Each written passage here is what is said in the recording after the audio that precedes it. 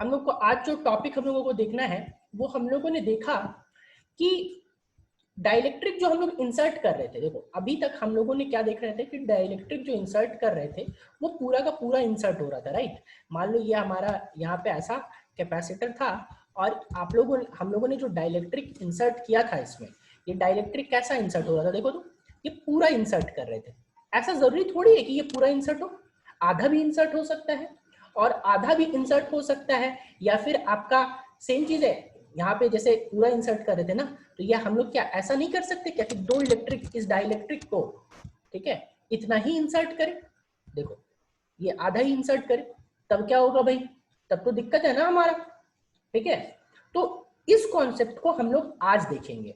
तो हम लोग आज यहाँ पे हम लोगों का जो टॉपिक होगा वो टॉपिक है फॉर्मेशन ऑफ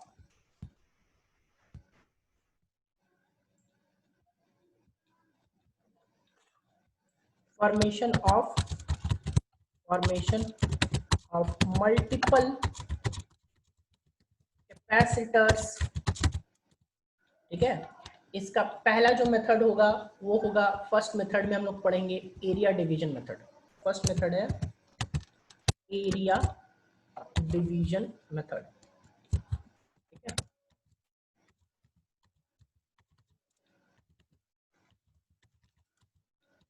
तो एरिया डिवीजन मेथड में हम लोग देखते हैं कि क्या होना चाहिए। देखो अभी थोड़ा सा आप लोगों को 3D कॉन्सेप्ट में थोड़ा सोचना पड़ेगा, ठीक है। 3D कॉन्सेप्ट में हम लोग कैसे सोचेंगे, सो आइए हम लोग देखते हैं। ये मान लो अगर ये समझ जाएंगे, ये समझना सबका बहुत जरूरी है, ये समझ जाएंगे तो आपको आगे की चीजें क्लियर होंगी, और अगर ये नहीं समझेंगे तो फिर दिक्कत हो जाएगा, ठीक है। तो इसको सबको अच्छे से समझिएगा। देखो ये मैं पैरेलल प्लेट हम लोग जो ड्रॉ करते थे, पैरेलल प्लेट, वो पैरेलल प्लेट हम लोग सिंपली ऐसे स्ट्रेट लाइन ड्रॉ कर देते थे, बट वो स्ट्रेट लाइन नहीं होता था ना, वो ऐसा 3D में अगर हम लोग कैपेसिटर को ड्रॉ करेंगे तो देखो तो 3D में ऐसा ड्रॉ हो रहा है। क्या सब कुछ समझ पा रहे हैं कि 3D में जो प्लेट्स होंगे वो हमारा ऐसा ही प्लेट्स रहा होगा।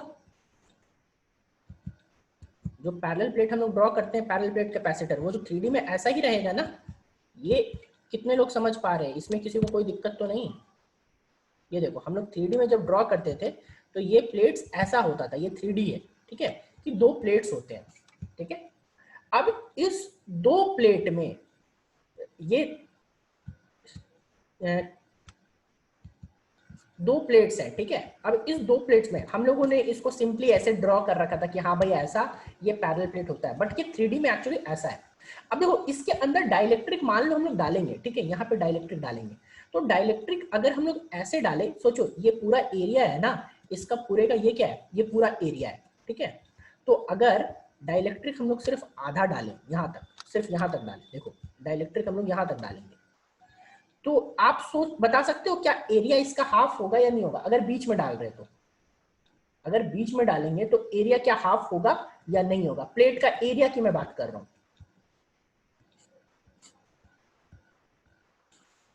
हम लोगों ने क्या किया है कि डाइलेक्ट्रिक को बीच में डाल दिया है,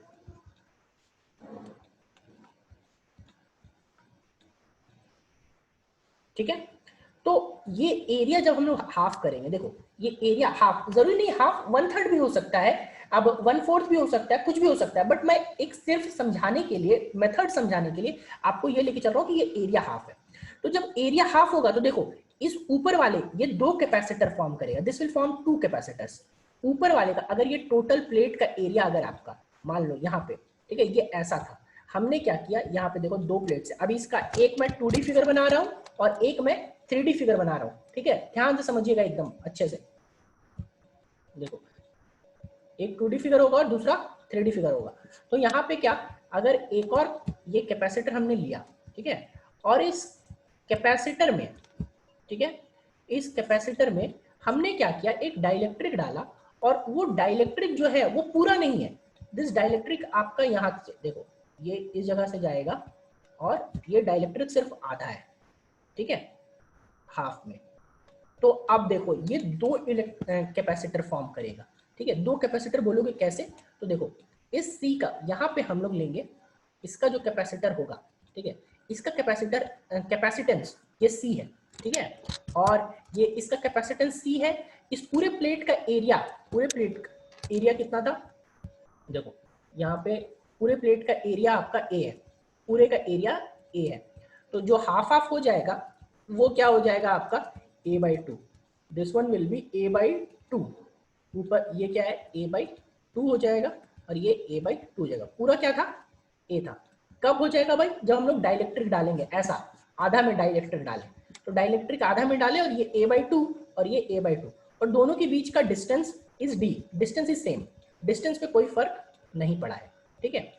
तो अब आप लोग याद करो जरा सा, इस C की वैल्यू, पहला इसको मैं C नॉट लेके चल रहा हूँ, C नॉट का मतलब हुआ कि आपका कैपेसिटेंस इन एयर, ठीक है, C नॉट का मतलब is capacitance in air, C not, और C नॉट की जो वैल्यू होगी वो होगी epsilon not A by d, epsilon not A by D, ठीक है।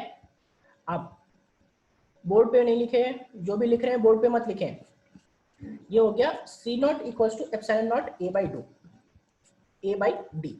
लेकिन ये जो देखो ऊपर वाला कैपेसिटेंस है, ध्यान से मेरी बात को समझिए, ये ऊपर वाला एक कैपेसिटेंस अलग फॉर्म करेगा, ये फॉर्म करेगा C1, और नीचे वाला जो है वो अलग फॉर्म करेगा, ये फॉर्म करेगा C2, ठीक है।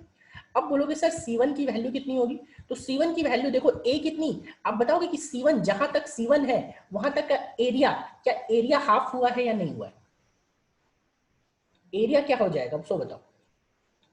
ऊपर मैं सिर्फ C1 की बात कर रहा हूं जहां तक डाइलेक्ट्रिक है, डाइलेक्ट्रिक का वैल्यू K है, हाफ हो जाएगा एरिया, राइट। तो हाफ हो जाएगा एरिया, तो इस C1 में अब हम लोग एप्सिलॉन नॉट, ध्यान से देखना, एप्सिलॉन नॉट A के जगह पे इस बार लिखेंगे A बाई टू, देखो इस बार क्या लिखेंगे A बाई टू, क्योंकि इसका एरिया हाफ हो चुका है, और यहाँ पे लिखेंगे D। क्या ये सही है, आप लोग बताओगे कि क्या ये सही है, क्या मैंने सही लिखा है,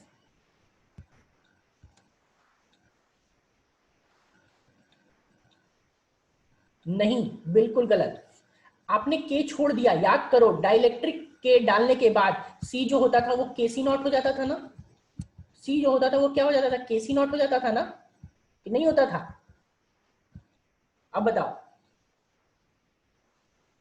सी होता था वो के सी नॉट होता था या नहीं होता था, तो कहां सही लिखा है, तो यहाँ पे आपका k से मल्टीप्लाई होगा, ठीक है, यहाँ पे आपका क्या हो जाएगा, हम लोगों को यहाँ से ये एग्जैक्ट सही चीज नहीं है, यहाँ पे देखो क्या करना हो, क्योंकि हमने डायरेक्ट्रिक डाला है तो सबसे पहले आपको मल्टीप्लाई करना होगा k से मल्टीप्लाई हो गया, फिर आएगा एप्सिलॉन नॉट, और एप्सिलॉन नॉट के बाद k के बाद एप्सिलॉन नॉट के बाद यहाँ पे आ जाएगा a, लेकिन a के जगह पे एरिया आपने हाफ कर दिया है, तो area will be a by two और फाइनली बाई डी।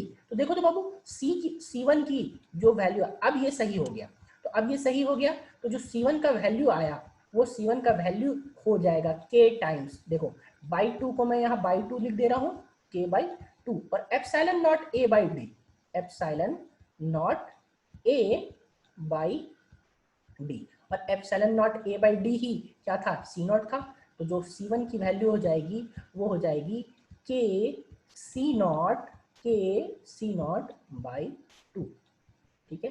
क्या यहां तक सबको क्लियर हुआ या नहीं हुआ, सो बताइए।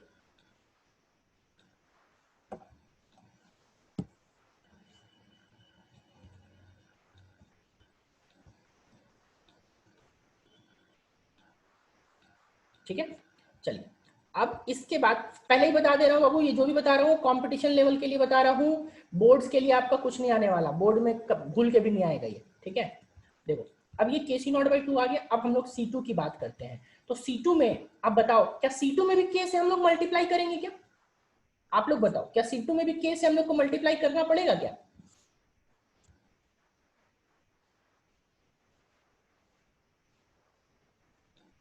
नहीं करना पड़ेगा, क्यों, क्योंकि यहाँ पे के है ही नहीं, डाइलेक्ट्रिक है ही नहीं, यहाँ पे देखो इस एरिया में जब आप देखोगे तो ये एरिया तो खाली है, हवा है, एयर है, राइट, तो यहाँ पे हम लोग को के से मल्टीप्लाई करने का जरूरत नहीं है, तो हम लोग क्या के मल्टीप्लाई नहीं करेंगे, लिखेंगे एप्सिलॉन नॉट, ठीक है। लेकिन क्या एरिया को हाफ करेंगे क्या, बताओ तो,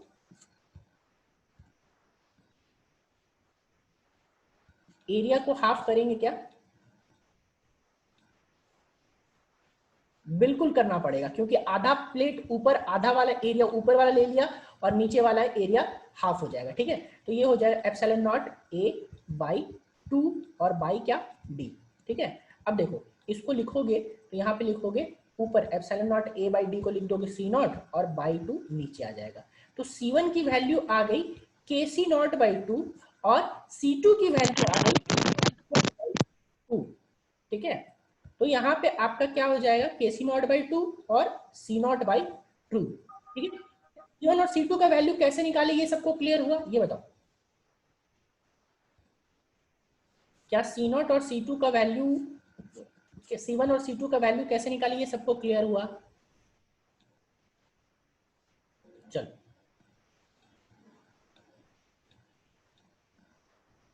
ठीक है। अब देखो, अब हम लोगों को ध्यान से मेरी बात को यहाँ पे हम लोग यहाँ पे जो समझना है चीज है वो बहुत जरूरी है, ठीक है। तो यहाँ पे व्हेनेवर, व्हेन, ध्यान से रखिएगा इस ट्रिक को, whenever capacitors are formed by area division method, capacitors are formed by area division method, area division method, then they are in parallel। बोलोगे कैसे, तो कैसे आइए देखते हैं। अभी हम लोग क्या करते हैं, ऊपर वाले को एक कैपेसिटर मांग लेते हैं a/2 वाला प्लेट का, तो ऊपर का एक पैरेलल यहाँ पे आ जाएगा, देखो एक प्लेट आ गया। और इसमें क्या है, कैपेसिटर के अंदर यहाँ पे आपको क्या डाला हुआ है, देखो ऊपर वाले में डाला हुआ है डाइलेक्ट्रिक। तो ऊपर वाले में मैं डाइलेक्ट्रिक ड्रॉ कर दे रहा हूँ कि चलो यहाँ पे आपका डाइलेक्ट्रिक है, ठीक है। अब ऊपर वाले में सोचो, ऊपर वाले में चार्ज अलग होगा क्योंकि डाइलेक्ट्रिक डालने पे आपका चार्ज वार्ज चेंज हो जाता था, वोल्टेज चेंज हो जाता था। तो ऊपर का कैपेसिटर अलग और नीचे वाले कैपेसिटर अलग, नीचे वाले का कैपेसिटर अलग, ये देखो आ जाओ, ठीक है। ऊपर वाले का ये कैपेसिटर हो गया और नीचे वाला कैपेसिटर अलग है, जिसकी वैल्यू क्या है, जिसकी वैल्यू आपने C2 निकाल रखी है। इस पूरे की वैल्यू आ गई C1 और नीचे की वैल्यू आ गई क्या C2। अब देखो अगर यहाँ पे ये दोनों का प्लेट्स कनेक्टेड है ना आपस में, ऐसा कनेक्टेड है ये प्लेट्स आपस में, देखो ठीक है, प्लेट्स क्योंकि ज्वाइंट है ना। तो अब बताओ ये किस में दिख रहा है, पैरेलल में दिख रहा है क्या, ये पैरेलल में दिख रहा है या नहीं दिख रहा।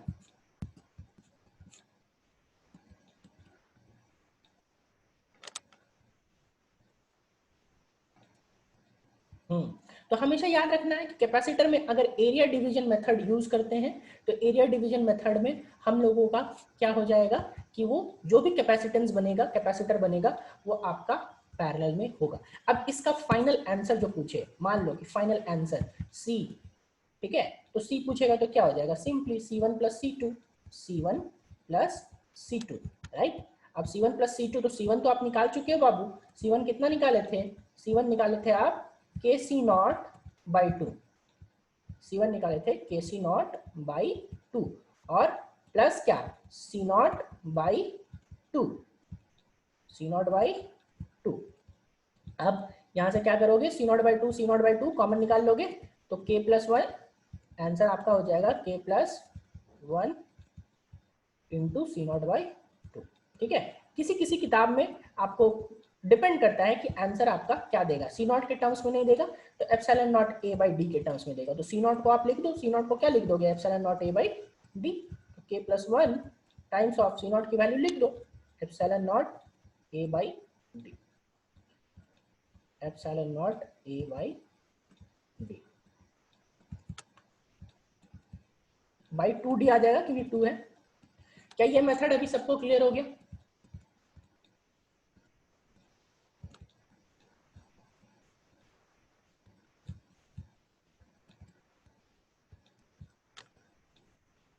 ओनली फॉर कंपटीशन है, पहले ही बता रहा हूं, ओनली फॉर कंपटीशन है, बोर्ड में नहीं आएगा, टेंशन नहीं लेने का, ठीक है।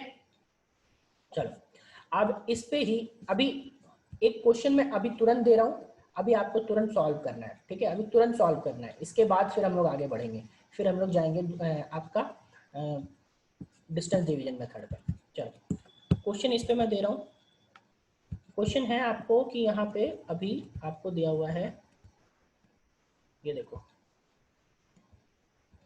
एक कैपेसिटेंस आपको दिया हुआ है और इस कैपेसिटर में एरिया जो आपका टोटल एरिया जो है वो आपका एरिया ए है, ठीक है, एरिया इज ए एंड यहाँ पे एरिया इज ए। इसमें बाबू 3 डाइलेक्ट्रिक डाला हुआ है, ठीक है, ध्यान से समझिएगा मेरी बात को। 3 डाइलेक्ट्रिक डाला हुआ, एक आपका डाइलेक्ट्रिक है और तीनों डाइलेक्ट्रिक जो है ना वो इक्वल इक्वल लेंथ के, ठीक है, इक्वल आपका ब्रेड्थ। ये फुल डाइलेक्ट्रिक में डाल रहा हूँ। एक डाइलेक्ट्रिक ये हो गया, ठीक है, और दूसरा डाइलेक्ट्रिक आपका ये हो गया,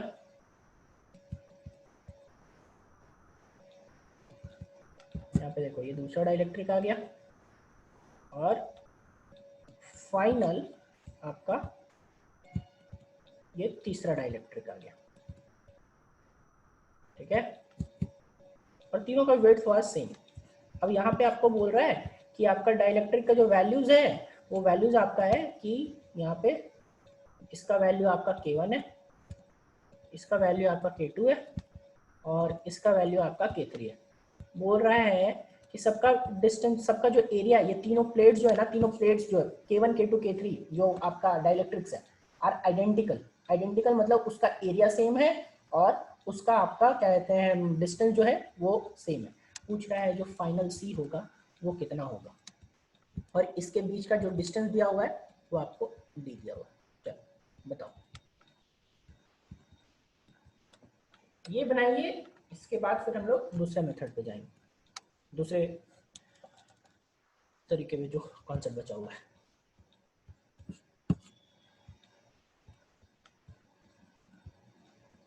लिख सकते हैं, बिल्कुल लिख सकते हैं, सी को केसी नॉट लिख सकते हैं, लेकिन वो सी केसी नॉट तब लिखते हैं आशीष जब जब टोटल में डाइलेक्ट्रिक डालते हैं। जो आपने क्वेश्चन किया है वो पूरा आपका टोटल क्वेश्चन में डालते, टोटल में फुल डाइलेक्ट्रिक डालते हैं तब केसी नॉट लिखते हैं। फुल डाइलेक्ट्रिक में नहीं डालेंगे तो केसी नॉट नहीं लिख सकते। पैरेलल प्लेट में डाइलेक्ट्रिक का क्या यूज होता है? पैरेलल प्लेट में कैपेसिटर को देखो, जब हम लोग डाइलेक्ट्रिक डालते थे तो याद करो ना, चार्ज करना आपका बढ़ जाता था। याद कीजिए, चार्ज बढ़ाने या घटाने पे या उसका कैपेसिटेंस बढ़ाने घटाने पे का यूज करते हैं हम लोग डाइलेक्ट्रिक को डाल के। सी इक्वल टू क्या होता था? के सी नॉट।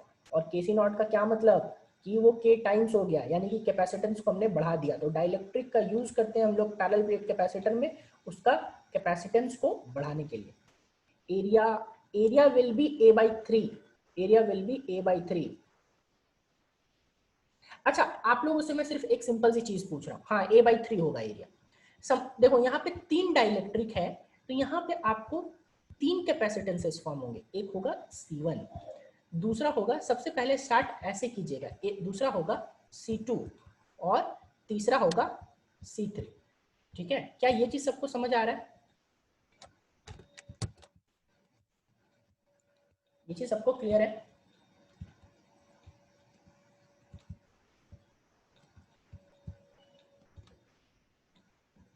चलो ठीक है, तो यहाँ पे स्टार्ट हम लोगों को ऐसे करना है। सबसे पहले C1 C2 C3 की वैल्यू निकाल लेंगे, इसके बाद सोचेंगे क्या करना है। तो देखो C1 आपका यहाँ पे K1 है, राइट, तो K1 तो लिखना ही लिखना है, K1 तो लिखना ही लिखना है। फिर लिखेंगे एप्सिलॉन नॉट। एप्सिलॉन नॉट के बाद देखो एरिया, 3 इक्वल प्लेट्स है ना, मैंने पहले ही बोला कि इक्वल प्लेट्स है और इक्वल विड्थ है, तो इक्वल विड्थ है यानी कि इक्वल इक्वल भाग में बटेगा। इक्वल इक्वल भाग में बटेगा तो यहाँ पे क्या हो जाएगा, ए है तो एरिया को 3 भाग में बांट दो, ए को 3 भाग में बांटो, तो 3 भाग में बांटोगे तो a by 3, यहाँ लिखेंगे क्या, a by 3। और बाई क्या होता है, डी होता है ना, लेकिन डिस्टेंस तो सबका सेम है, किसी का डिस्टेंस हटा नहीं है, ध्यान से देखो किसी का डिस्टेंस नहीं हटा है। तो K1 epsilon not a by 3। अब इसको आप क्या लिख सकते हो, इसको लिख सकते हो, देखो K1 by 3 कॉमन निकाल लो और epsilon not a by d, तो epsilon not a by d को ही ना क्या बोलते हैं, epsilon not a by d को ही तो C नॉट बोलते हैं। तो अब यहाँ पे C नॉट लिख दो, ठीक है। अब C2 इसी तरह लिखोगे तो C2 की वैल्यू आप लोग बताओ, मैं कुछ नहीं कर रहा। अब C2 और C3 की वैल्यू आप लोग बताओ।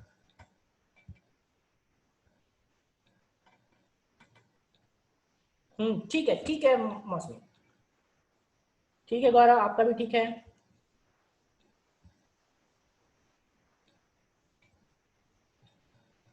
ठीक है, ये K1 C0/3 आया। इसी तरह यहाँ पे हम लोग लिखेंगे K2, ठीक है, ध्यान से देखो K2, इसको क्या लिखेंगे K2, सेम वही चीज ε0A/3D। क्यों 3D? क्योंकि इसका भी तो एरिया 1/3 हो जाएगा। देखो ना, इक्वल एरिया का बताया ना, तो इक्वल एरिया देखो, अगर किसी को लग नहीं रहा होगा एरिया, तो एरिया ध्यान से समझना कि मेरे को बनाने में दिक्कत हुआ है, वरना एरिया मैंने लिया था इक्वल। तो यहाँ पे क्या लिखेंगे K2 C0/3। इसी तरह मैं सिमिलरली इसको लिख रहा हूं, इसको लिखूंगा तो क्या K3 C0/3। अब आप लोग बताइए कि ये तीनों को किस में लेंगे, हम लोग तीनों को किस में लेंगे, सीरीज में।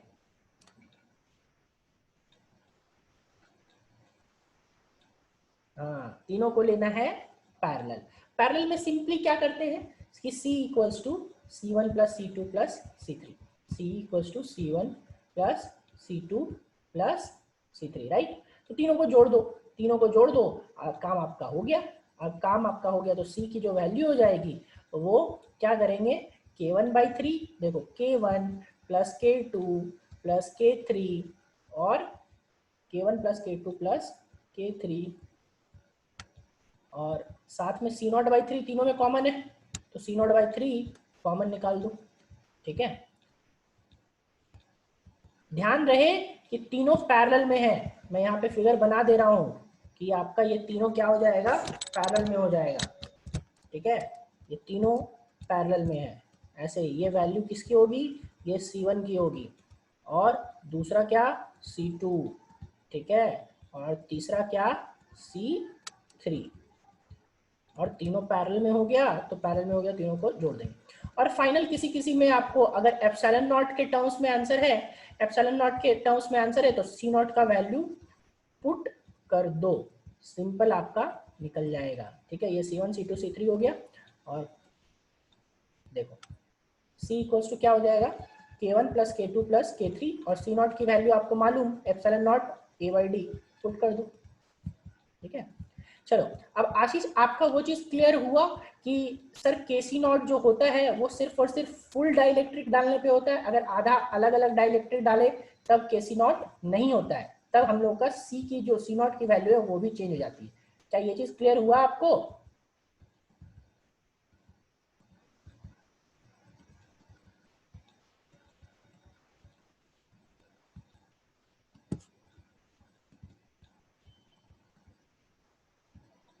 चलिए ठीक है, तो ये आपका आंसर हो गया। अब देखो ये जरूरी नहीं कि ये इक्वल इक्वल दे, मैंने तो यहाँ इक्वल दे दिया, आसान कर दिया थोड़ा कि चलो इक्वल, कभी कभी दे देगा कि इसका A/2 है, ऊपर वाले का A/3 है, तो क्या वैसे क्वेश्चंस हो जाएंगे। अभी मान लो कि मैंने यहाँ पे ऐसा कुछ प्लेट दिया है, अब इस प्लेट में ऐसा ऊपर वाला दे दिया A/2, ऊपर वाले का एरिया का A/2 आ गया और नीचे वाले का सेकंड वाले का A/3 आ गया, और जो बच गया वो हवा वाला हो गया, तो क्या ऐसा क्वेश्चन भी बन जाएगा, ये बताओ। ये मान लो K1 से था और ये मान लो K2 से था और यहाँ कुछ है ही नहीं, जब यहाँ पे एयर है तो एयर रहेगा तो वहां किसी से मल्टीप्लाई करने का जरूरत ही नहीं है। ऐसे क्वेश्चन हो जाने चाहिए, आई होप। चलो अब देखो, बोलोगे सर ये बचे वाले का एरिया कैसे निकालेंगे, तो बचे वाले का एरिया में आप क्या करोगे, ए में घटा दोगे ना -A/2 -A/3, ए में जो A/2 A/3 घटा दोगे तो जो बच गया वो एयर वाला होगा, ठीक है। तो ये आप लोगों का क्वेश्चन है कि इसका आप लोगों को क्या बना के लाना है, ये आपका होमवर्क, ठीक है। म्यूट करे जिन्होंने अनम्यूट किया, आपके तरफ से बहुत शोर हो रहा है।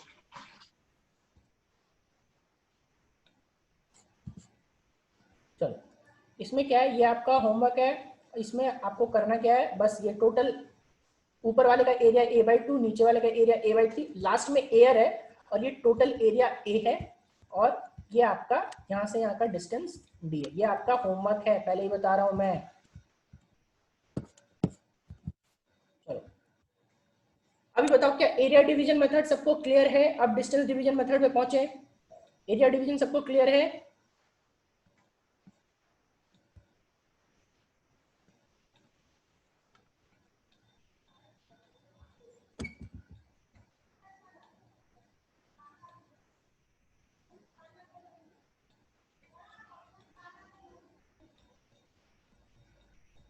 चलिए ठीक है, हम लोग यहाँ पे अभी आप लोग एक बार रिज्वाइन करो, क्योंकि 5 मिनट में वो कवर अप होगा नहीं, ठीक है, रिज्वाइन करो आप लोग।